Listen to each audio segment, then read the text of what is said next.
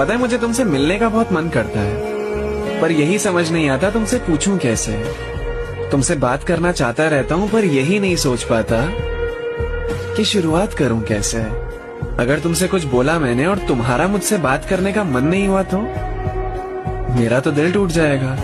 मैं अगर कहूँ तुमसे तुम्हारी याद आती है तो ये कहीं ज्यादा चीजी तो नहीं हो जाएगा। मेरे पास ना बहुत सारी बातें हैं, पर उन्हें सिर्फ तुमसे ही बांटना चाहता हूँ।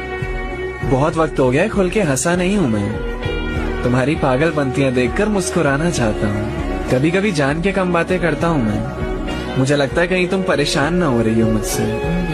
ये रिश्ते बनाने के मामले में ना थोड़ा कच्चा सा हूँ अभी, तो डर जाता हूँ अगर तुम कभी थोड़ा भी दूर जाती हो मुझसे। मैं हमेशा तैयार हूँ तुम्हारी बातों में शामिल होने के लिए। बस तुम याद कर लिया करो, बातों से बातें निकालने की जिम्मेदारी चलो मेरी। बस तुम शुरुआत कर लिया करो।